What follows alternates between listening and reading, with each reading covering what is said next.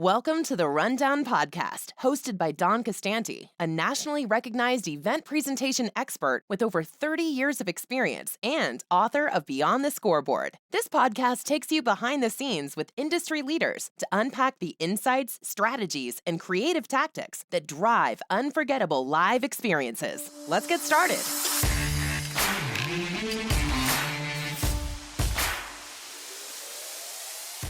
On this episode of The Rundown, I'm joined by Jason Lodato, Senior Director of Game Presentation at BSE Global, where he leads the live experience for the Brooklyn Nets and the New York Liberty. Jason's career spans over 15 years across the NBA and MLS, with leadership roles at the Golden State Warriors, New York City Football Club, and the NBA League Office. He's also managed events at iconic venues like Madison Square Garden and Grand Central Terminal. A St. John's graduate with a degree in sports management, Jason brings deep insight into the strategy and storytelling behind creating unforgettable fan experiences. During our conversation, we will touch on his career path, his approach to event presentation, and dive deep into the art and impact of team introductions. I'm ready to get started. Let's meet Jason Lodato. Hi, Jason. Thanks for joining me on The Rundown. Hey, Don. Thank you so much for having me. Looking forward to it. It's always great to catch up with you. Now, for those listening, I should tell you that Jason and I go back a few years to our days working together on several NBA All-Star Jam sessions from 2003 to 2016. We had some fun back then, didn't we, Jason?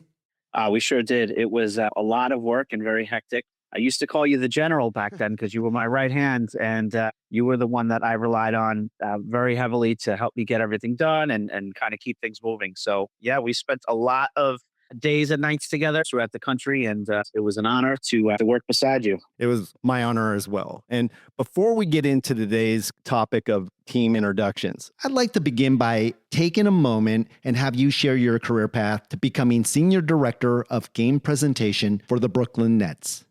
Sure. Thank you for asking me. And this is something that I do get asked about a lot. And I'm very, very fortunate to, worked in this industry for many years. And I was actually in high school. I had a dream, like many do, of becoming a professional athlete. I really wanted to play baseball. And then it came to a realization that one, I wasn't that good enough. And two, the chances weren't great to have that become a reality. So I was in a career workshop in high school, and they had speakers from various colleges and universities. And Dean Beglin at the time from St. John's University was speaking to my high school. They were talking about sports management and the business side of sports. And at that time, I had no idea what that was. It was a very new elective in college and a new course. And now there's a lot of different colleges and universities that offer that program. But at the time, it was one of the first. So I had no idea what that meant. St. John's was a university that I wanted to attend.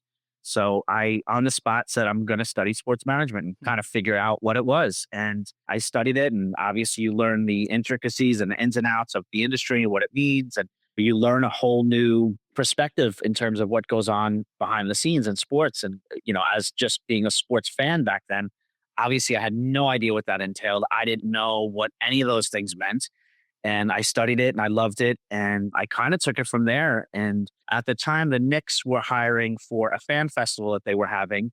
And I sent in my application, my resume, and I heard back from them a while after. And they said that they hired an outside agency and they would hold on to my information for future reference. And, I kind of just put it behind me, didn't even think about it. And a couple months after that, the Knicks had reached out to me again and said that they were hiring for part-time game night staff members. Again, didn't really know what that meant, but I certainly was interested, and I got hired to work part-time for them as a game night staff member. And I kind of started my career there, Don, and it's evolved ever since. And I got hired a few years after that full-time at Madison Square Garden. So I worked on properties such as the Knicks and the Rangers, Radio City Music Hall, the New York Liberty at the time. They were under that umbrella. And kind of just, made my way up the ranks. So I've been very, very fortunate that I've been in the industry for many years. I don't want to date myself, but lucky enough to have gotten in during college and just worked my way up the ranks. And I've loved it ever since. I'm still very, very passionate about it. It's what I know. It's what I love. It's what I enjoy. And it's been great. It's been a great career so far. So answer the question out there from those that might be listening. What's the difference between working at the league level versus the team level in event presentation? Sure. I am very fortunate to have done both. I was at the NBA League office for about 6 years. I got to travel the world planning various different events and with the concentration on programming and entertainment and game ops. So the league, for the most part, they set the rules. They kind of dictate what you can and what you can't do.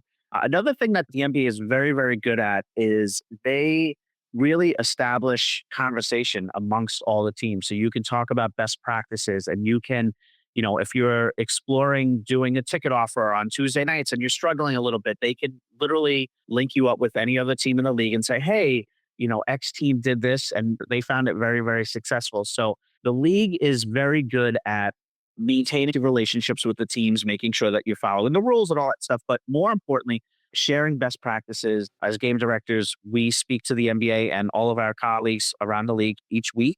We kind of just go through any topics that we want to talk about. If there's any rule changes, if there's any issues that we encountered, if there's something new that we tried or something new that we discovered. So they're very, very good at encouraging collaboration and conversation. And it's really not a competition. Obviously, the teams compete on the court, but on the business side of things, they want each team to succeed. So they're very, very good at kind of bridging the gap and making sure that teams talk to each other and share best practices, kind of get together, talk about things, share ideas. So that's really the biggest difference. On the team side, obviously, you bring to life the individual team's vision. So it's very much catered to that demographic, to that market, to your particular fan base, to the goals of the individual organization, where the league is more focused on the business side as a whole and making sure that things are running smooth and, again, just encourage a conversation. So it's an entirely different experience. I will tell you that for me, I learned a lot working for both sides. So you just see things a little bit different when you work for a team versus a league and kind of how the league approaches dealing with teams. So I have that unique perspective of having kind of both sides of it. I have a lot of friends still in the league office and I rely on them heavily just to help out when I have any questions or need to bounce an idea by them. So it's very, very different, but it's great. And again, very fortunate to have experience on both sides. Oh, absolutely. And it benefits the team that you're working for at the team level with that knowledge and experience at the league level. I was in Major League Baseball for a number of years. There was no best practices being shared. I know more and more leagues are doing that, but it just surprises me that that's something that is not a common practice. It's kind of an exception rather than the rule. Yeah, I agree, Don. And I spent some time in MLS. I worked for New York City Football Club and I helped start that club from day one. And one of the things that I tried to instill, because it was still a relatively young league at the time, was that type of collaboration and participation and encouraged my counterparts to get together. And we would organize internally just different meetings and workshops and visits with other clubs just to see what other teams were doing because the league didn't do too much of it back then. I think they've come a long way since my days at NYCFC, but you bring up a really good point where the NBA, I think, does the best job in terms of all of the different leagues, just encouraging that conversation because it is really important. And again, the competitive side stays competitive on the pitch or on the field or on the ice, whatever it may be. But the business side of things, we can all benefit from just hearing what other teams do, what worked, what didn't work. And the NBA is, I think, by far the leader just in terms of that communication. And shout out to their team building department just for kind of bridging that gap and building all the relationships and maintaining it and being really an advocate for what we do. They want us on the team level to succeed. And it's really important for them. It's good for business. It's good for the league. So they're very, very helpful and they want to find solutions. It's not so much, hey, what can they ding you for? Or, what rule did you break? It's really not about that. And I think that perception a lot of people have too, where they monitor everything. That's really not the case at all. It's really, they want everyone to succeed and do great things. Now, teams have great staff, but surely at the league level, you have your pick to bring in people from across the league. Isn't that a huge advantage when you are working on marquee events? Yeah, absolutely. You get to see and hear what other teams do, and you see all these great programming ideas and great concepts, and you just hear about all these fantastic things that are being done around the league. So when you work on All-Star and you get to pick people from different markets and people that maybe you haven't worked with them and you kind of know the work that they do and the work ethic and kind of what they bring to the table, it really, All-Star was always about having, it's the best players, but it's also the best staff around. And you have the best of the best helping produce and direct and execute your shows and events at the highest level. So it was always an honor for me to get to work besides people like yourself and my colleagues and counterparts and friends throughout the league to help bring stuff together on my behalf and on the league's behalf. So it was always an honor and a privilege, but it was really, for me, it was overwhelming because I got a chance to take a step back and see all you guys kind of do what you do every day and really admire it. And it was great. I've built so many great friendships and relationships. I've learned so much just from working besides people like yourself. And it's great. And these are still friendships and that I'll maintain forever throughout my career. So All Star was, it's a lot of work and it's a lot of hours and stressful moments, of course, but knowing that I had people like you by my side to help me get through it all that much better and easier because it's, again, the best of the best. Now, you talked about learning from those that were brought in. What skills, and I'm not just talking about All Star now, but what skills have been most critical to your success as you've progressed through your various roles? Well, Don, I came up really on the programming side of things and entertainment side of things. So I really didn't come up in game presentation. Obviously, I worked game nights for the Knicks on the execution side of things. But I was at the league office. I really focused on, I've always had a knack for coming up with programming, coming up with good ideas, building out different assets for corporate partners. And that was something that it was always a strong suit for me. I always knew how that worked in terms of game presentation because I was always around it. So I knew how part A fit with part B to make part C. But for me, the game ops and calling games and producing games and directing games was something that came much later in my career. So being around people like you and the folks that I worked around at NBA All-Star, it was great for me because you had that game direction, that game production experience where writing a script and executing a script. And obviously you know this better than anyone. I mean, what we do is literally detailed to the second. So that was something where when I first started my career, I was really based on just ideas and concepts and coming up with something cool and different and fun. And, you can come up with the best idea, but if you can't execute it properly, it really doesn't mean anything. So I was always around people that were very, very good on the execution side of things. You can take my idea, you can bring it to life. You can say, you probably didn't allocate enough time for that, or you need a little bit more time for this, or you didn't think about the amount of time that we need to get on and off the court to execute that. So for me, All Star was really great to work besides people like yourself that had the production experience, that had the game direction experience, because it showed me a different side of the business in terms of time management and how to script things to the second. And now stuff is being broadcast where if you do a grassroots event and you're in another country and it's not being broadcast, if you need a contest to take a half hour, it can take half hour. It doesn't really impact anything. But in our world, in the live, event and production world, everything is timed and everything is televised and you have a very short window. So that's a skill that I picked up really working alongside people like yourself across different All-Stars and just really learning that side of the business and how to script and execute. I learned from the best. I really did. As you've developed later in your career, the directing role, producing games, talk a little bit or share maybe a pivotal moment or a project that really shaped your philosophy and event presentation. Well, I would say my first big role in game presentation was when I worked for New York City Football Club, and I was hired as a director of match presentation and events. And that was really kind of shaping what that program looked like. And it was a new club at the time. They were beginning playing in 2015. I was hired in 2014 to really kind of shape what game days, match days looked like for the team. So I had to come up with what is the philosophy? How are we going to entertain fans from literally when they step on the grounds to they get to the seat to when they leave?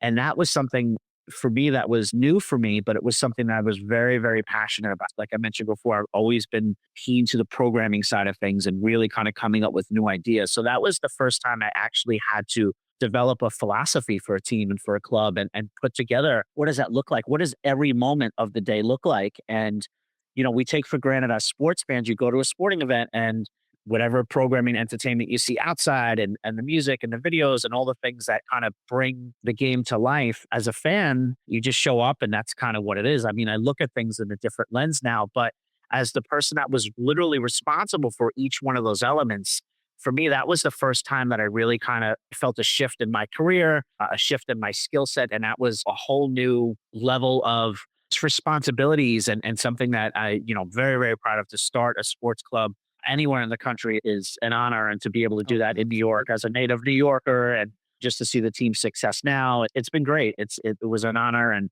that's something that I took with me. And it's a skill that, I do and I take very serious every day. But that was kind of a big leap for me because that was just a whole new thing that I had to learn for myself. And I was constantly learning on the fly. It was a sport that I had watched on TV, but I wasn't super versed in. So I just had to learn the intricacies of a soccer match and how different that is from an NBA game and how you entertain fans. It's a completely different concept. The timing is different and the windows of time that you have to do it are different. Soccer purists are different than NBA fans. For me, it was eye-opening. And to me, that was probably the biggest kind of jump in my career that I took, was to have primarily an NBA programming background. And now how does that translate to a whole new sport and a whole new program, a whole new team? So that was something that I'm super proud of. And I look back and I'm still kind of taken back by just all the great things that we were able to do there. So Well, you should be proud of that because anybody starting something from scratch with an organization, it's an opportunity, but it's a lot of stress and responsibility, and especially going into a sport that although you knew football or soccer, you had never really been around it. I remember working with Manchester City and being brought in to do consulting. It was the same thing. The atmosphere was unique.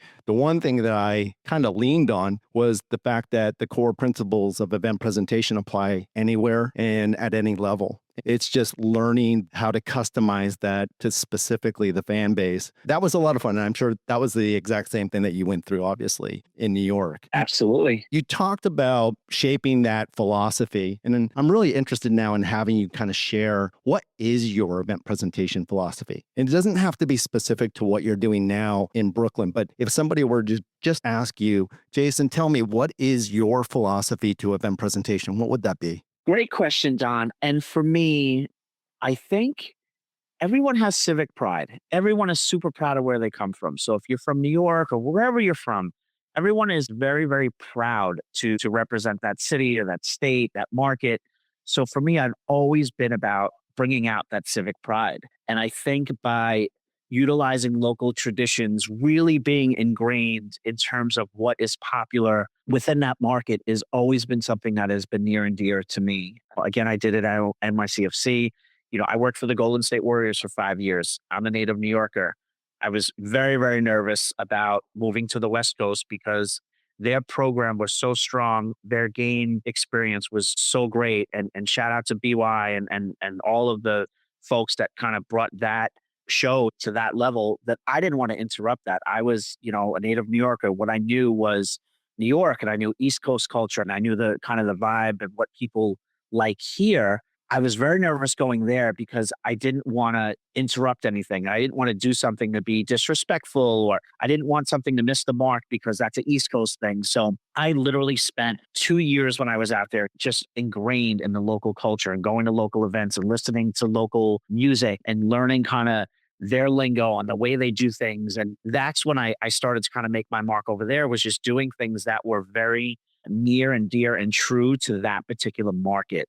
And I think it's really, really important. I've always had that philosophy of take local traditions and do things that work well within your market, that are organic and authentic to those particular markets, and build your show and build your event based off of those principles. Don't try to be another market. If you're in Indiana, don't try to be Las Vegas. You're not. Las Vegas is Las Vegas. I know you're in New York, don't try to be Las Vegas. So having that philosophy, and I think there's people that they admire what other teams do and they try to kind of replicate that in their own markets. And to me, that's not an approach I've always had. You can certainly admire, you can respect, and you can adapt versions of what they do, but make it true to your particular market and do things that are, again, authentic to wherever you're from. Because there's always a way to do it that your local fan base will react to and they'll respect it. They'll be like, oh, that's really cool that they took this tradition in this city and they brought it here, but they made it ours. So I think for me, that's always been very, very important to me, is really be, authentic to the market that you're in. And that was true when I would plan events across the world for the NBA. I would always hire local people to help me put those events on, because while they wanted an NBA experience and while I wanted to deliver them an authentic NBA experience, I wanted there to be a flair of local culture, and I wanted there to be a part of the show or the event that the locals could be like, oh, wow, they know we do that, or that's really cool that they integrated that. So for me, just again, being very true, organic, and authentic to whatever market I was in was always been, and has always been near and dear to me. And for me, that's always been my philosophy, is just kind of stay true to that. You mentioned before, Don, just having the basic principles of game presentation 101. I think always having that top of mind, that'll get you through any event, just knowing the right way to do things, the wrong way to do things. And you can produce any type of event, just having that base for yourself. But I think just being mindful of where you're doing it and what's important to those fans that are coming out to see your show or game or event or whatever it may be, and touching them and giving them a moment to be like, oh, that's really cool that they do that. Or they know that that's a thing. Like, how do they know that we do that when we celebrate locally? Like, really being in tune with those types of cultural moments is really, really important to me. Oh, so well said. Making connections in your community and building upon those connections and using them in your event presentation to create the authenticity of your presentation in that market is so important. So well said, Jason. Let's now dive into team introductions, today's topic. To me, team introductions are so pivotal to event presentation. They set that tone for the entire game day experience. I personally see team introductions as the climactic moment where you want everybody in their seats ready to be part of something truly special. I'm excited to really explore from you, your approach on how you create these unforgettable experiences. I think there are a lot of people out there in different situations. Some may be struggling right now as they're listening to this podcast as to their introduction. Maybe it just doesn't have enough sizzle. Maybe it's just playing a video and they kind of roll from there. Maybe some people really feel they're doing a great job, but they're always looking for opportunities to improve. So today, listening to what you do, I think is going to help a lot of people out there. So what is your philosophy to team introductions? Well, great question, Don. And as you mentioned before, that definitely is a moment that all eyes are on team introductions and everyone tries to be in their seats for that. And I think for me, an important thing to remember when it comes to team introductions is that, yes, it's for the fans. And obviously, that's a moment for the fans to connect to the players. But I also look at it as it's a moment for the players as well. That's a moment for them to be out there as a team. If you have a rookie making their first start or a guy coming back from injury and this is his first game back, like introductions for teams, for the players themselves are super, super important as well. So I think hitting the mark with introductions is very, very important for various reasons. Again, it's a connection for the players and the fans. It's also a moment of establishing that energy and home court advantage and home field advantage. That's the time that you do it. So my approach is I really kind of look at every single element. A lot of people look at team introductions as just like the intro video and the sequence of when you introduce the players. And, while that is the introduction portion of it, there's a build up to it. There's a blow off video. There's a pre-tip video. There's moments that kind of lead up to the introduction. So I try to take a step back and I look at every single moment leading up to literally the game starting. And how do you make each one of those moments special? How do you do something that's unique and different, authentic to the market that you're in? How do you showcase your players in the best light? So I try to take a step back, look at every single moment and figure out what we can do better, how we can change things up. I don't know how baseball does it, Don. I don't know how you did it for that many games. Right. NBA season, it's long. It's 41 home games and you have preseason and you have playoffs and how to keep things fresh. And I think just really keeping up with the team too is very, very important. It's great when the team is on a road trip because you get a little bit of a break and you get time to plan kind of your next homestand, but watch the games, look for big plays, look for key highlights. I think one of the things that gets lost is just how to keep it fresh and how to keep it new and adding new highlights and swapping out highlights. We try to do it once a month where we add new highlights in and we take out old highlights and put new stuff in. And I think that's always a good thing. Another thing that's really helped the NBA, and I think that's been really helpful to the NBA product, is just the implementation of new uniforms and different uniforms. So now you can have various different show opens. So you can have a city edition open and you can have a statement edition open and you can have an association open. And there's new ways to kind of evolve the show open and different ways to do things. So I think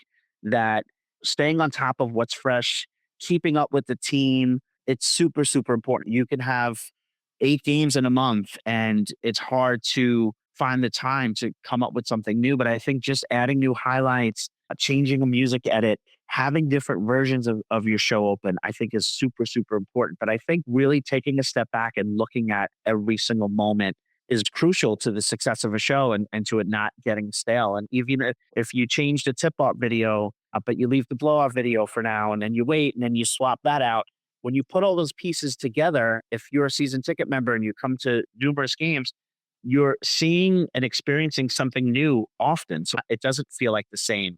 So that's always been my approach, is you really just look at every element and how to make each one of those elements feel special, as opposed to just focusing on the actual introduction, which again is super, super important. But I think if you lose sight of all of the other moments around it and you just focus on the show open, I think that's where some teams kind of lose the grand effect of what they're trying to do. Because you can have a great show open, but then you have a 90-second window before the ball goes in the air that that's another moment that you could do something really cool and very special, and you can create a tradition, or you can do something musically that your team really loves. And I think for me, it's looking at every single moment, literally, that leads into the ball going up in the air. That's kind of my philosophy, is try to give the entire show that much love and attention, as opposed to just focus on just the introduction sequence. There is so much to unpack from what you just said. But for me, what just resonates right from the beginning is the fact that you're focusing on every moment. You are so right.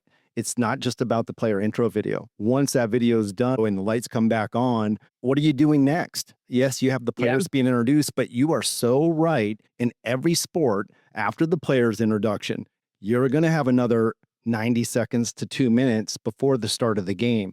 I think a lot of people don't realize that's all part of the strategy of putting together what we call introduction, to create the momentum to the start of the game and the energy, like you said, not just for the fans, but for the players. What you just talked about is hitting them right where a lot of people are missing the mark. So well said. Another thing to keep in mind too is, like, for me, the way I look at it is like, you ramp up, and then I always say that you kind of turn things over to the fans at that point. So you give them all the ammo that they need to build their anticipation, their excitement. And then it's like, all right, now it's your turn. Now the ball's in the air. Like, of course, we're going to do things throughout the game. But like, it's that energy that you help establish that carries them throughout the rest of the game. So if you neglect that 90-second window in the NBA of, like, right before the ball goes up in the air, then all the air comes out of the building. It's like, yeah, we had this great intro sequence, and you just pat yourself on the back. Like, that was really cool. Right. It's like, all right, well, the guys are standing out there now and there's no energy in the building. So that's why it's so important to really look at every single moment, every touch point for the players, every touch point for the fans, every opportunity to engage the fans and get them excited. It's super, super important for sure.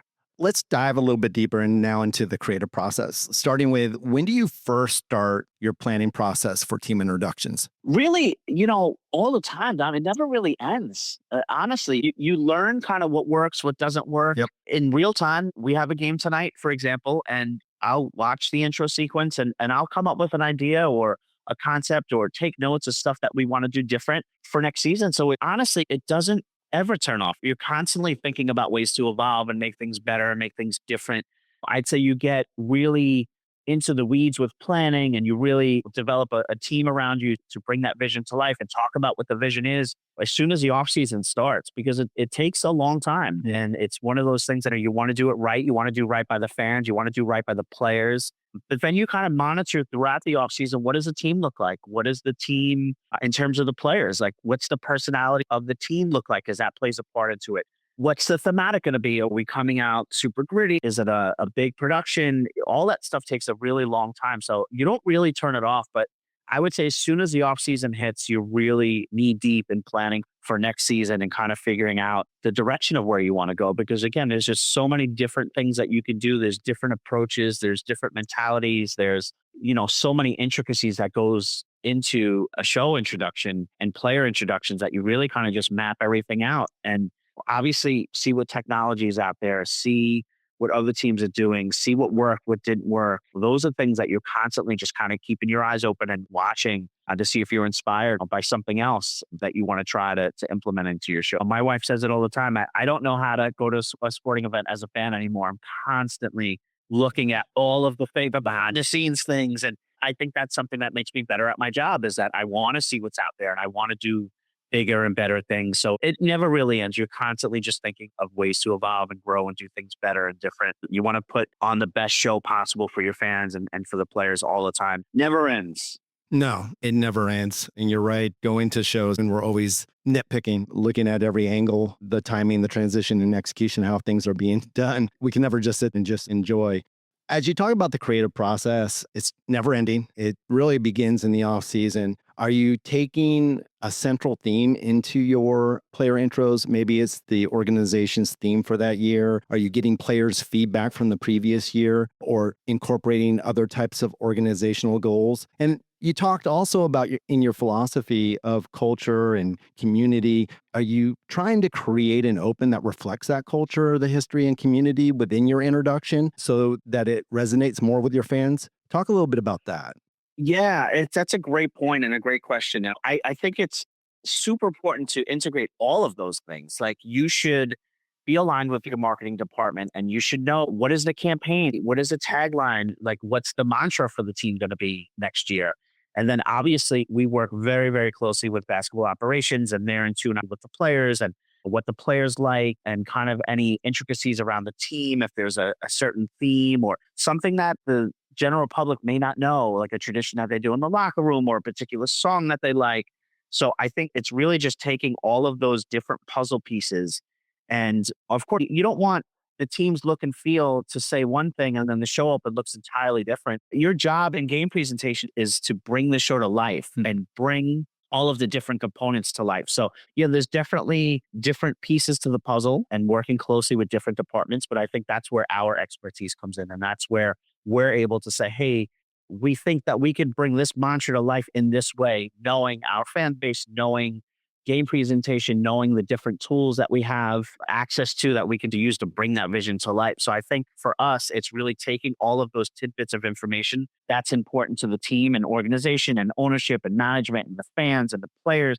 We take all of those different buckets and then it's how do we bring the vision to life, knowing all of these pieces of information. So that to me is super important as well, because if you have an idea but it doesn't fit the look and feel of the team, then you didn't do your job well. If you do something that you love, but the players are like, we don't really like that music, or we would have gone this way, or listen, your general manager could weigh in and say, this is not a direction I want to go. So I think just having that conversation and dialogue throughout the season is super important because you want buy-in from the entire organization. You want the players to love it. You want management to love it. And I think that is a conversation that's consistently going on. It goes on throughout the season. It happens all the time. Feedback is super important.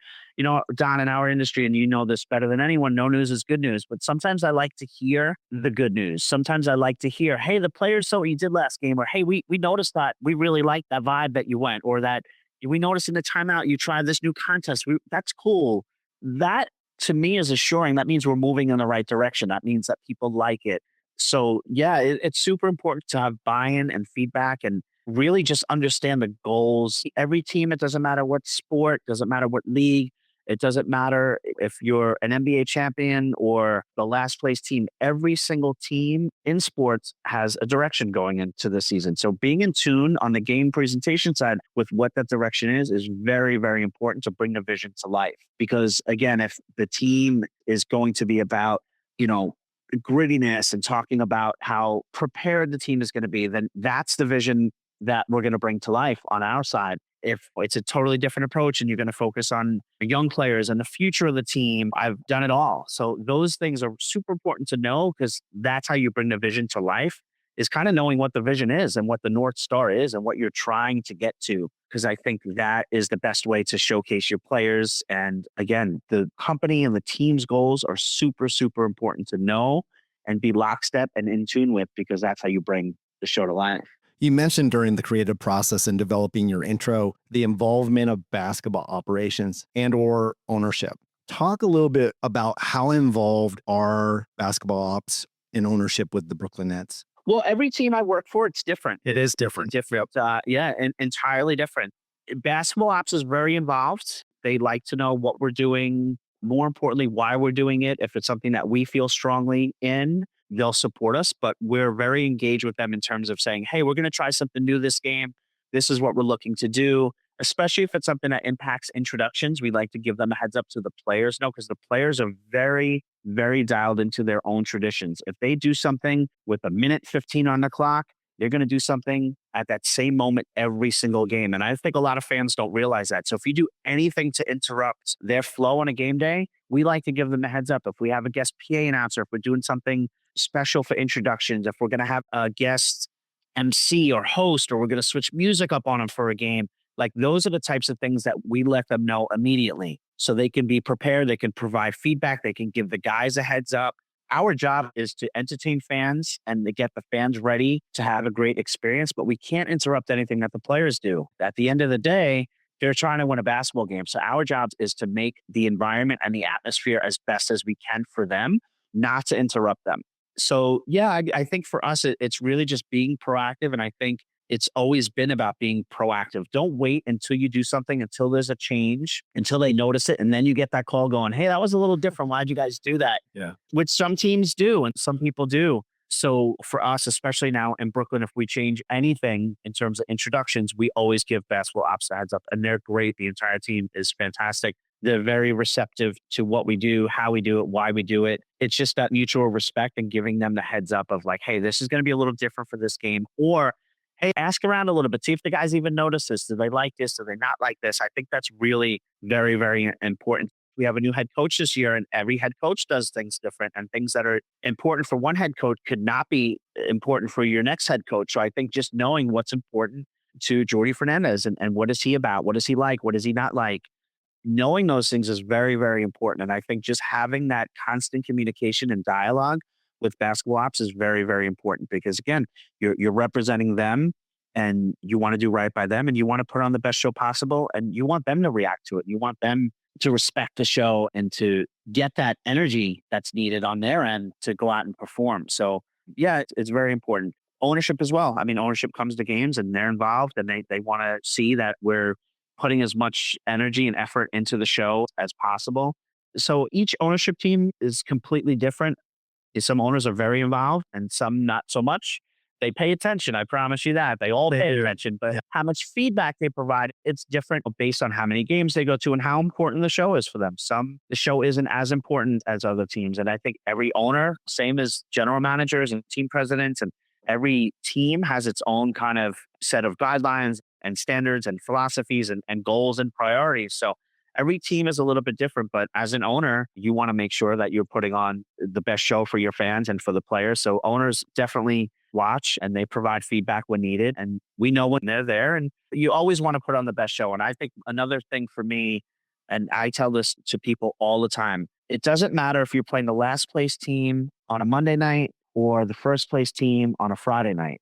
Give the fans the same show, the same energy, the same entertainment. Absolutely. The same value every single night, regardless. If it's a back-to-back and your team is tired and the team's not playing well, does not matter. You have to put on the same caliber show every single night, regardless of the opponent, regardless of the day of the week, regardless of the standings. And that's something that I take pride in as well. It's really just valuing each game as an opportunity, because you don't know who's in the building for the first time, especially playing in Brooklyn. There's so many tourists that come to games, and that's an opportunity to gain a new fan that they may not have been to an NBA game, and the Nets game is their first opportunity to see the NBA product. And we want them to leave going, oh my God, that was so much fun. Like, I'm a Nets fan now. I'm going to watch. And that is something that we have the ability to control that. So it's very, very important to always keep that type of mind too. It's taking those principles, knowing what's important for ownership and management, leadership, for the players, for our fans, but delivering that every single night, regardless of those factors that I mentioned. And I think that for me is something that I take very, very important as well. Because then you don't know whose first game it is. You don't know who's there. You don't know who you're entertaining. And it doesn't matter the night of the week. Exactly. You want to give them that same experience. A key takeaway, and I think for those listening, especially those early on in your career, what Jason's talking about, communication. The GM does have an idea as to what they think event presentation should be, even though they're concentrating on the ops side. There is a philosophy, there is a strategy in their mind. It's important, whether they've communicated that on the front side or not, if you're in a position of event presentation, your job is to be proactive and to set those meetings to establish what those policies or what the parameters are going to be or how players can or can't be used, things of that nature, because you need to build the relationship. You need to build those connections with your ops and your ownership, because those are going to be important as you go through developing your overall event presentation. You're going to need the players, you're going to need the coaches, and you don't want to start it off on the wrong foot by not communicating and doing things that are counterproductive to what they're trying to accomplish. So well said, Jason. Yeah, Don, if I can add to that too, because that's a great point. And I think for me, that's another thing that I've learned throughout my career is that obviously as a game ops professional, we're the experts in that space. We know what works, how to execute it. We can come up with the best ideas. And I think a lot of people, you want to make your mark in the industry and you want to do something that sets you apart from anyone else. So I think what ends up happening with a lot of people, it's, hey, I'm just going to do this and I'm going to try this idea and I'm going to go over the top and I'm going to do something really, really cool. And I'm not going to tell anyone that it doesn't need to know. And you do this cool thing and then basketball ops doesn't like it. And it has the opposite effect of what you were looking for. So for me, what I learned in my career is that, and it takes time to learn this because again, you want to be that expert. You want to be the one that's looked upon to do these cool things. But if you have the buy-in from ops and you have the buy-in from leadership and management and ownership, and they trust you and you establish yourself as the professional. Hey, I'm presenting to you this idea. You like this idea. Now turn it over to me. I'm going to make it happen for you. So I think you have to build that trust and then you'll have the opportunity to do the cool things that you want to do because then they trust you as the expert in that space. And I think if you try to do it without their approval, without their sign off, without their input, I think that you do a disservice to yourself because then you have to reestablish that trust. And that could take a really long time. It depends on the team. It depends on the organization. It can be difficult to kind of get that trust back. So I think to your point, Don, like you have to establish those relationships and then establish yourself as the pro. Hey, I'm going to present to you this idea and I know I can execute it the way I'm explaining it to you. What do you think about it? Don't just do it on your own because you're only going to take 2 steps backwards in trying to bring future ideas to life. So I think that's really, really important. And that is a valuable lesson for me that when I was younger in my career, I definitely was one of those people that try to just do something new and cool and different. And I don't want to say push the envelope, but push the envelope a little bit, not breaking rules, but just like, this is going to be really cool.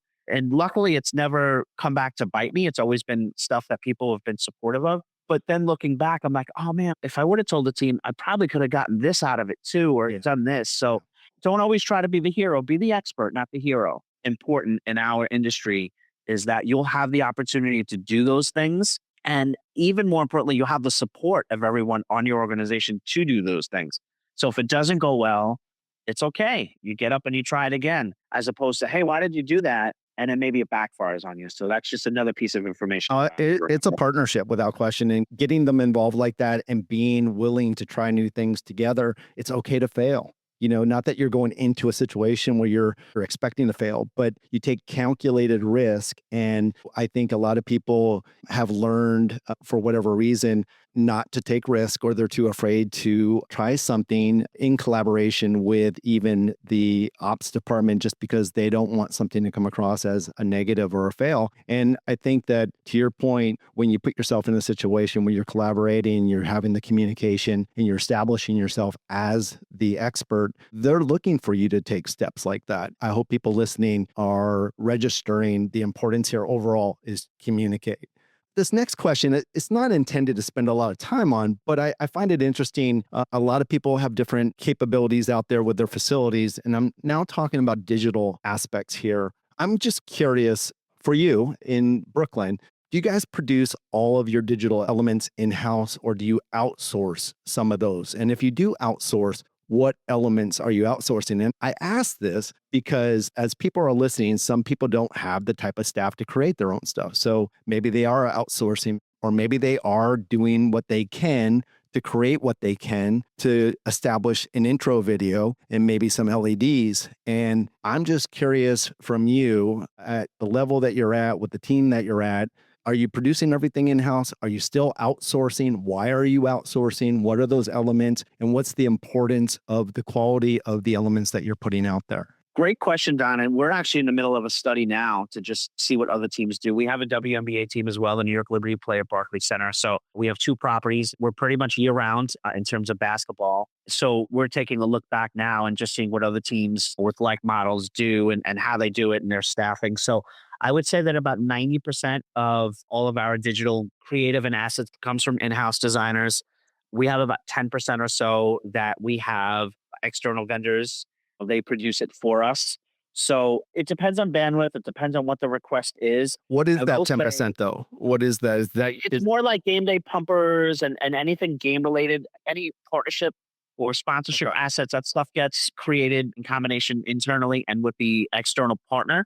But any of the requests, for the most part, of any game related, if it's a lower third or if it's a pumper or height video or something that we want, a lot of that stuff gets outsourced just due to bandwidth. That's something that we're trying to figure out what the right model is in terms of like internal people versus how many vendors do we need to help us, create that stuff. So I will say that something that's worked well for us is just having a great relationship with your control room.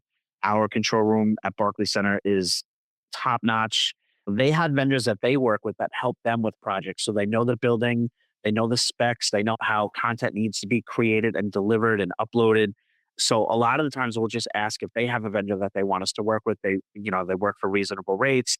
And more importantly, they know the building and they know the technology and they know how to create stuff. And that saves so much time, Don, because as you know, if you create something and it's not spec correctly, or it doesn't run properly, or it's a different bit rate or something like that, you can get in a lot of trouble and you can spend more time trying to get one piece of content to run properly. So I think having the right external vendors to help you is super, super important as well, because I think, again, a lot of the time that you're on a tight budget and it's a tight deadline. And what we do, it's based on pop culture. So they could be something cool, a social media trend that's cool today that may not be cool next week. So we need something quick. We want to run something for tonight's game. We want to build something quick. It can't take a week to produce it because by then it's not relevant anymore. So I think just having a vendor that understands our deadlines, how deadlines work, and more importantly, how to create it the proper way is very, very important. And I think this is something that a lot of teams struggle with now too. It's just how much do you outsource versus can every team have 4 full-time motion graphics people? Probably not. It's just not built in the cards for a lot of teams. So just kind of figuring out bandwidth, capabilities, and just the number of items needed. Barclays Center is one of the busiest buildings literally in the world. There's always something going on. I think every team kind of has its own philosophy and approach. And for us in Brooklyn, it's a little bit different because we're blessed to work in a very, very busy building. So we make as much as we can internally and outsource it. Well, I think I asked the question initially, just a lot of people who are listening don't have the resources financially or staff wise to create maybe that player intro video. And when we're talking about the main topic today being team introductions, and your video is a very important element, is it worth the investment? Is it worth going to ownership and really telling the team we need to outsource this to create a polished intro video? Or is it okay to try to piecemeal something internally, like a highlight video that could work? What's your take on that? If you're part of a small organization and you have limited financial resources, where are you putting your money on the digital side? Is it internally trying to create some staff positions and equipment? Or if you can't do that, is it a good decision to outsource knowing that you need to create an intro video that is of a certain level of quality for your presentation? Well, Don, that's a great question. And I think there's so many different philosophies and approaches, and, people just feel differently. Like, why spend $250,000 on a show open that runs for a minute? What's your philosophy though on this? What's your take? I think you do the best with what you have. And I think for me, fighting for more staff to be able to produce stuff year round and different levels of things, to me, is most important. So if spending a ton of money on a show open is option A, and hiring a full-time motion graphics person that you have access to year round is option B, I'm going to go option B and get everyone involved to make the show open, because then every single element of your show can be elevated. So I think for me, trying to be as resourceful as possible and really looking at the show as a whole is very, very important. Like I mentioned before, looking at every single piece to the puzzle, where a lot of teams put all of their eggs in the show open basket. And I get it, like it's cool and it's a very special moment and you need to establish that moment. But then if the rest of your show is completely flat, I think you kind of missed the boat. So for me, I'd rather have a well-rounded show. Maybe you don't have all the bells and whistles of a show open that has a ton of pyro and effects and stuff like that, but it's authentic to the market. It's good. It serves its purpose in terms of getting the fans excited, getting the players excited. But then the rest of your show, you have the ability to come up with other elements that are just as important and kind of get you through the whole game by spending a little bit less on the show open. So I'd much rather have a well-rounded, well-balanced show than spending all that money on a show open.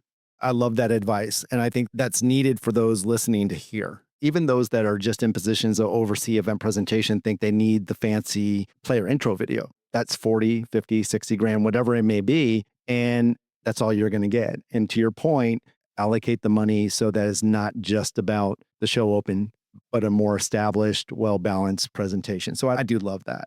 Yeah, and I think in terms of how you staff it too, Don, like get people that are well-versed. Exactly. That have different skill sets. So maybe you get someone that has motion experience, but can do other things for you as well. A wider skill set. It have a different skill set, but you know, game presentation too, like we're the show. So we're the thing that everyone wants their work shown.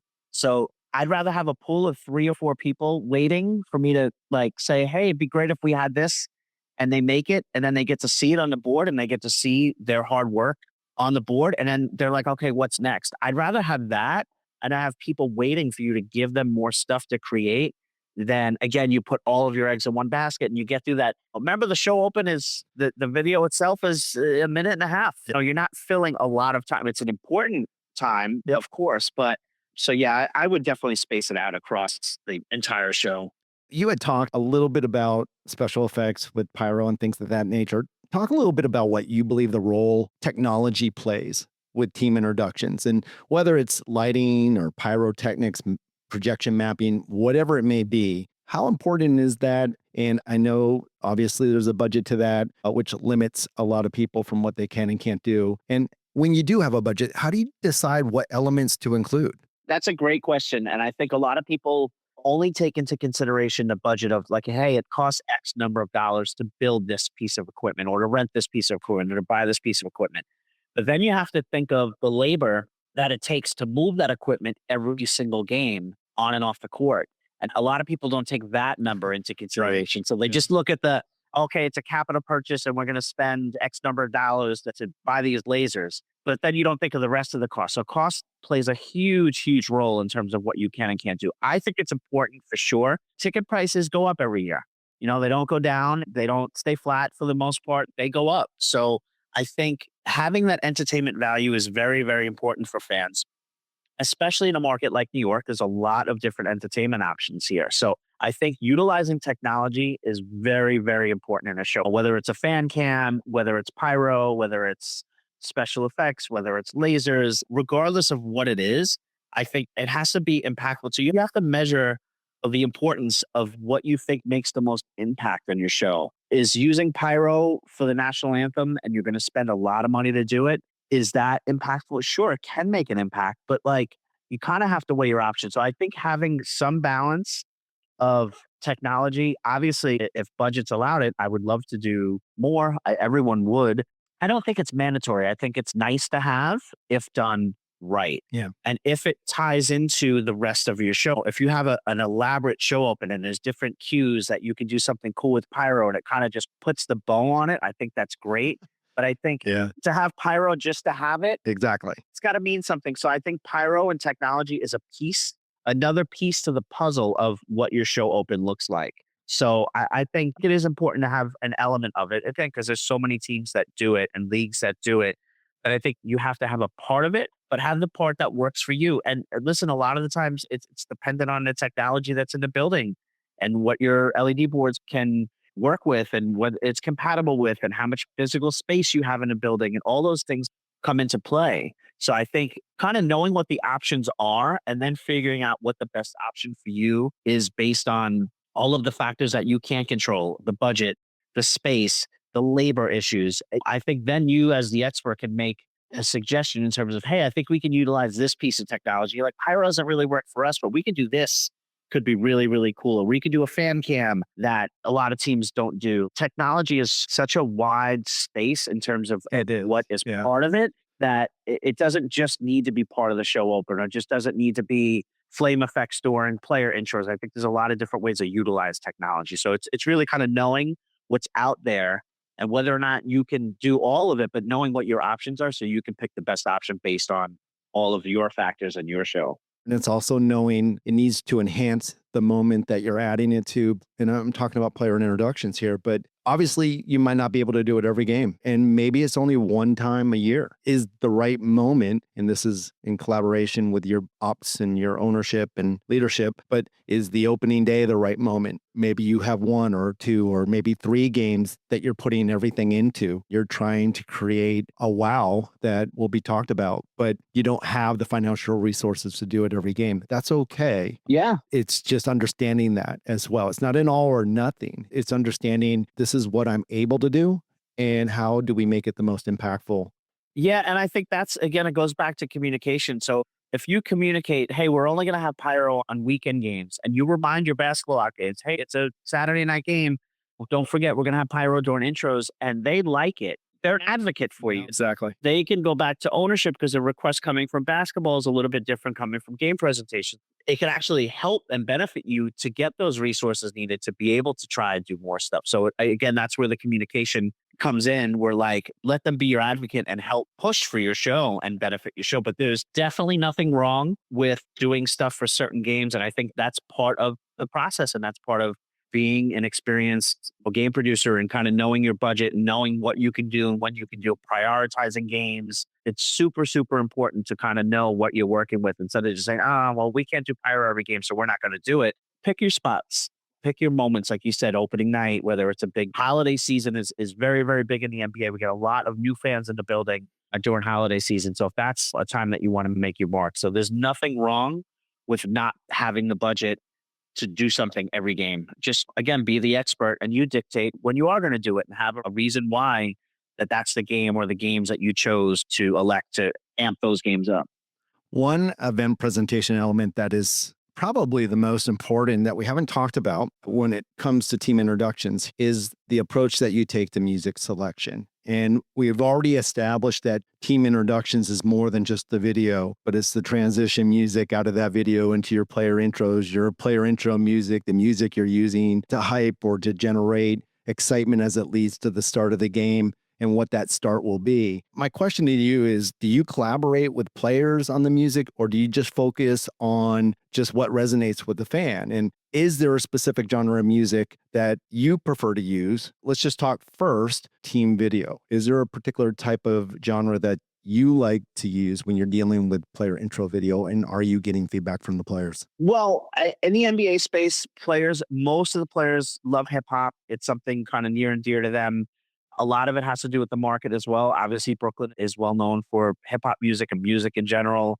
When I was at Golden State, the Bay Area, they love their music. They love their hip hop. So traditionally, most NBA teams utilize some hip hop mix in their show open. So I think it really, again, it depends on what's important to the organization, what's important to the community around you. We talked before about civic pride. Like, is there a particular genre of music that works well in a different market that may not work in Brooklyn? So I think just kind of knowing what's important. But for our players, for our market, I think people come to a game in Brooklyn and expect to hear hip hop during that moment. So that's something that we utilize in our show open is hip hop. And what about the selection of music throughout the remaining moments of team introductions? Yeah, I think that is where we collectively, our music directors are outstanding. And we work very closely with them to just come up with something that is unique and different. Music is definitely a hot topic. As you know, Don, it's gotten a lot more challenging in the past few years in terms of usage rights and what you're allowed to use and what you can't use and what you can use in arena versus what goes on social media. So just knowing kind of the intricacies of the rules is obviously very, very important. You don't want to get in trouble or get a fine for playing music that you're not supposed to play. So just having the rights to be able to use the music is super important. So I would say, like, for anyone new in your career, know what you're allowed to use and what you're not allowed to use before you go down any production avenues, before you source anything, before you start to build anything, because it could put a halt to your production if you get dinged and you get fined. So I would say, for us, it's very collaborative in terms of having the players involved, making sure that it's something that they like and they support. Some teams are different than others. Some teams, it's 100% driven by the players and you give them choices and they pick it. Other markets, it's more we pick it and kind of run it by them for approval. So every team is a little bit different in terms of how we do things. But again, being authentic to the market where you represent is super, super important. And that's playing in Brooklyn, playing in New York is very, very important to me and to our team, and to have music that represents Brooklyn and represents our team and our club and our players and our organization. So that choice of music is very important to us because people come to a game expecting to hear a certain type of music. Yeah, and you have to stay on top of things. It's one of those things that music can get stale, and just knowing what's popular, what are guys listening to. Our DJ spent a lot of time talking to players pregame. Our music DJs at a lot of practices for the team now. So he knows what the team is listening to, what the guys are listening to. So during warm-ups and pregame, a lot of fans don't know that. A lot of the stuff that you hear pregame when the guys are out there warming up, getting ready to play, those are songs and artists that the players enjoy. So that really kind of gets them motivated. Where the show opens, it has to set the tone for the actual video. So you're setting a video to the music. So the choices, what the players give, it's a much tighter window because it has to achieve and check a lot of different boxes. So it's the players sign off on it, but they don't always dictate what's used in the show open. Let's talk about sponsorship for a second. Do you incorporate sponsors into your player introductions? And if so, how do you balance sponsor activations or branding while keeping the spotlight on your players? We don't. It has to fit. It has to be a natural integration.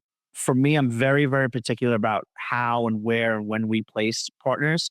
It has to be beneficial to the partner. It has to make sense to their brand. It has to make sense to our show. So I spend a lot of time trying to come up with partner integration ideas, offer them assets, come up with something new that's important to them, learn what's important to them, and then figure out something that works for them and for us, as opposed to just, hey, what did we do last year? Or what do they do in this market? It doesn't really matter what they do in that market. I want to do something that's cool and authentic to us. So to answer your question about show open, we don't currently have anything. I try to keep player introductions on the show open clear of partners if possible, because it makes it more authentic to the team. I think it gets too sticky if you have a partner attached to it, and it could kind of take away from the moment. I'm not saying I wouldn't do it, but it has to be the right partner. So I try to find other assets. We do something around the Liberty introductions that has a partner attached to it, but it's very fitting and it works in. And we tried it last season. It was great. So it wasn't necessarily the show open, but was part of the sequence, as I mentioned before, just kind of watching every minute leading up to the ball going in the air and tip. So we do something for the Liberty, but not so much on the net side of things. So I think it has to make sense for both the partner and for us in order to be able to integrate it. And that's a sacred moment. So it has to be the right. Yeah. There's so many other cool things that we can offer to a partner. It has to be a natural fit for us to be able to want to do that. Well, that's what I was going to say. I mean, it's just, to me, it's a sacred moment. There are so many different opportunities to add value with a partner that is not necessarily, or doesn't have to be, during the player intros or during the player intro video or whatever. I think that it's important to maintain, in my opinion, now I'm talking in my opinion, the organization's authenticity in key moments. And I understand those are very marketable moments, but that's also why they're key moments and climactic moments, because fans' expectations, players' expectations are about creating the hype. In that moment, it's not about anything else. And then there are certain opportunities that will lend from that point for sponsorable opportunities. So I agree with you. Let's shift to entertainment resources. And now I'm talking more about engagement teams or mascots, cheer teams, whatever you may have. What entertainment resources are you utilizing in Brooklyn, and how are they being incorporated? Well, entertainment in the NBA, it's a big thing. It's incredible just to see the different types of entertainment teams, and how many years ago only a handful of teams had more than one dance team. Now I challenge you to find a team in the NBA that doesn't have at least 2 or 3 teams. So the entertainment teams across the NBA has changed so much throughout the years and plays a huge part to the show, especially again, in Brooklyn, you can walk down any street in Manhattan and see a different type of performer, a great, like first class performer on a subway car walking through Times Square. So for us, entertainment teams are very, very important. And we utilize them every game. We have a number of different teams. And it's really just kind of sprinkling them in throughout each game. They really do a great job helping bring all our theme nights to life too. So they're very well versed just in terms of being able to adapt to different themes. And they're all obviously professional dancers and some of the best dancers around. So for us and our entertainment directors, they do a fantastic job just kind of curating the teams, the look and feel of the teams, the music that they dance to. And then we work closely with them to program them and give them spots each game. So they're very, very, very important and a huge asset to the organization too. I think knowing how to utilize them, when to utilize them, or for the teams that don't have a huge budget, and you say you don't have a huge budget, but you have entertainment teams, like how do you incorporate them into a theme night? How can you have them curate something special and utilize special choreography or do something different, think outside the box? I think teams have more resources than they think in terms of the overall inventory of the team. A lot of times people just turn their attention to, okay, we don't have a budget or we don't have equipment to do it. But if you have an entertainment team, there's a lot of different things that you can do. So for us, entertainment teams are a vital part, more than any other team I've been with, just in terms of how they're used and how we use them and how often we use them. Super, super important. So obviously keeping up with current trends and making sure that they know what's going on in the pulse of New York. It's ever changing and there's always new trends and new stuff coming up. So again, our leads on our entertainment teams do a fantastic job of just knowing kind of what's relevant, what's cool, what's not cool, capitalizing on stuff when it's hot. And if there's a TikTok trend or something that like is really popular right now, it's like they'll perform to something tonight, like out of the blue, they'll come up with new choreography and do something new and different and cool where it's like, well, I just saw that on TikTok yesterday.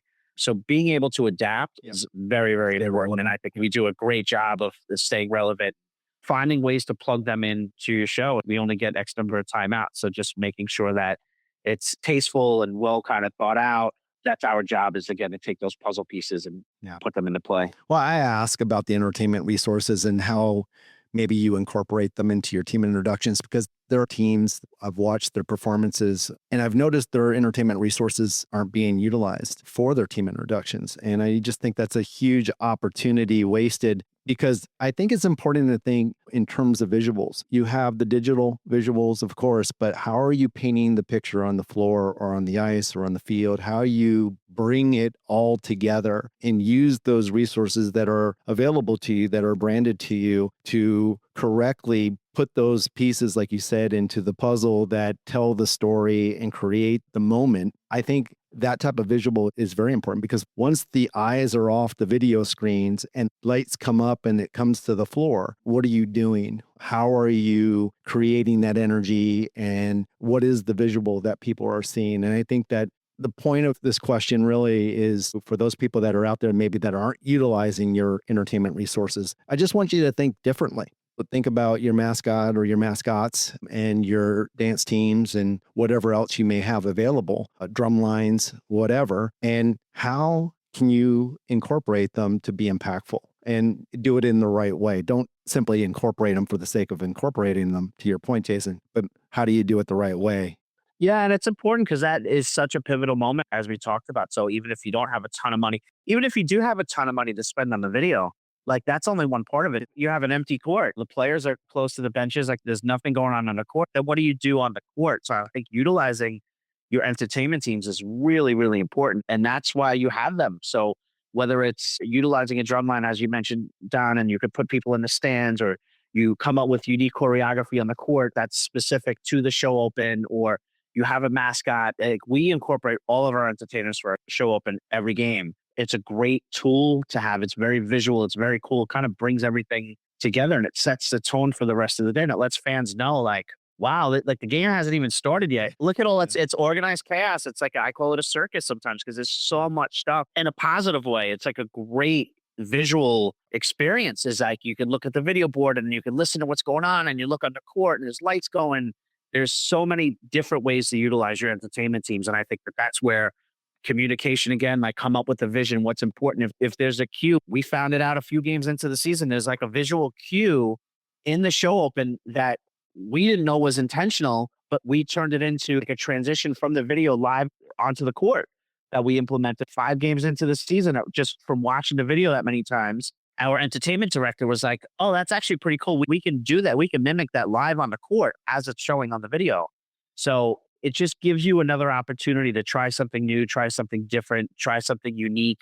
And again, it goes back to just trying new things. And if it doesn't work, you switch it up, but try it. But you have those assets, use them. Yeah. And it makes them feel part of the show. They're a vital part to the show. So just use them, like showcase them. Well, get a chance to see them in a different light. 2 words you said there was visual experience, and they help to create that. And I think it's also a great way. You mentioned that you could utilize your resources in the stands. What a great way to immerse your audience into your presentation. Anyways, great points. I think when we talked about thematic games and holidays and armed forces, my question to you, just as it relates specifically to team introductions, obviously with Christmas or with Armed Forces Day, your entertainment resources are addressed accordingly. Are you changing your player intro video as well? So we have 2 different show opens that we utilize throughout the season, and it's based on uniform play. I mentioned before, just having like city edition uniforms allowed us an opportunity. For Military Appreciation Day, different theme nights, we don't always change the intro video, but what we will do is we'll have guest PA announcers. We'll switch things up a little bit,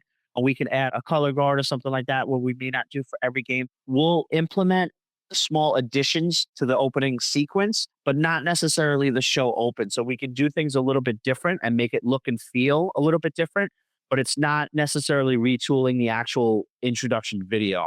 So yeah, it's really, again, just looking at every element, every moment, and figuring out what you can do to tie in a holiday game or a theme night or Noche Latina or Hoops for Troops night or anything like that. It's really just finding those moments of whether it be a costume change or a new flags or different personnel or a different PA announcer or introducing or saying something in a different language. So it's just taking those moments and kind of cherry picking what we do to enhance that night to help bring it to life.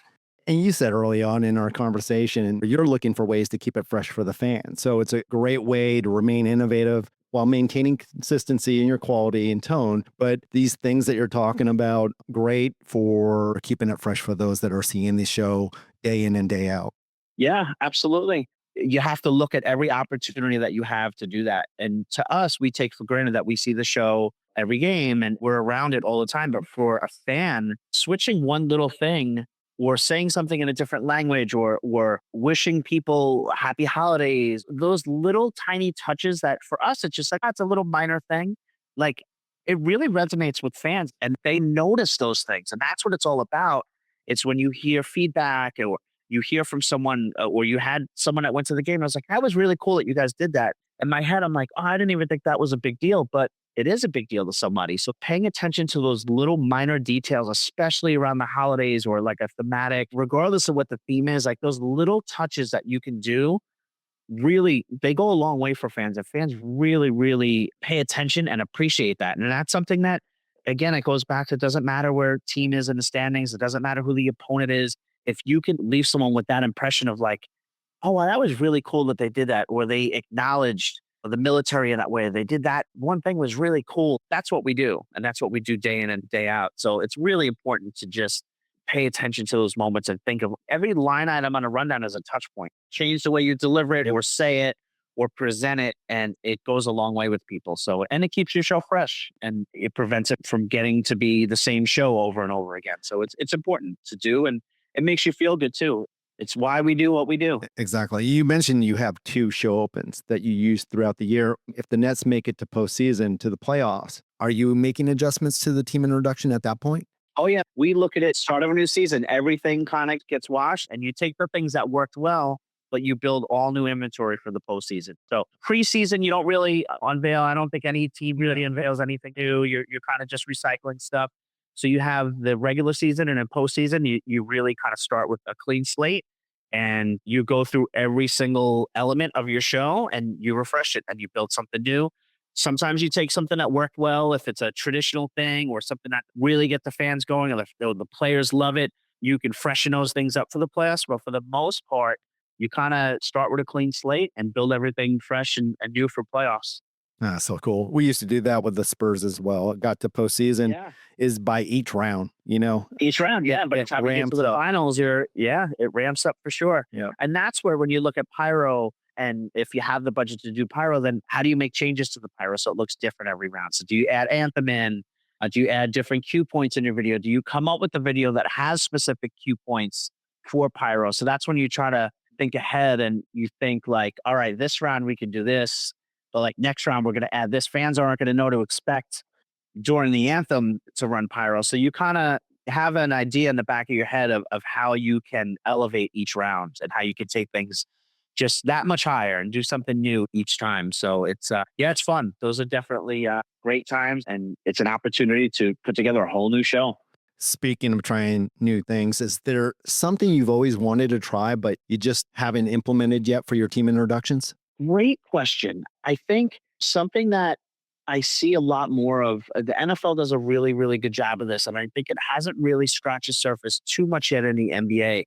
But I think the use of drones in terms of how you shoot your show open, a whole new look and perspective. Like, yeah, there's always new toys and there's always different flame effects and pyro effects. That stuff is always cool to do. But I think how you shoot a show open can look entirely different. So you could build, and this is where budget comes in. And if you have a huge budget, you can build an extravagant set and you can do cool things on set and you can have different lighting effects, and that stuff is all cool, but it's been done before. I think the way that a show open is shot is something that, to me, it's very cool. And I would Interesting. love to Yeah. be able to try something different in terms of just the way a show open looks. And I think like drones can play a big part in that. And again, how it looks. That to me is like a cool use of technology that not a lot of people talk about, especially indoors. Cause again, you could go to a halftime show at the NFL and you could see a cool drone show, or outdoors, you can see that, but it hasn't really evolved too much indoors yet. And I'm not even talking about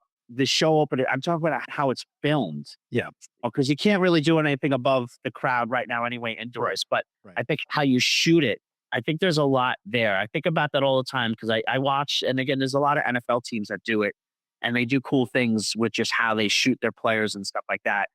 But the NFL is so different than the NBA, obviously, just in terms of how you shoot the players and Yep. and stuff like that. Yeah, I'm not going to give away too much, but that to me is something cool that hasn't been touched too much in That's the NBA awesome. yet. No, that's pretty cool. Last question pertaining to team introductions. How are you measuring success of your team introduction? What are the metrics that you're using? A little bit of everything. We do a good job of surveying our fans after every game. We have very pointed, very specific questions that we ask that relate to the show itself to get feedback from fans. So I think what ends up happening in a lot of teams, they'll ask general questions in terms of the fan experience. And if you wait online an hour to park your car, that's part of the fan experience. Mhm. If you don't want to pay $20 for a beer, that's part of your fan experience.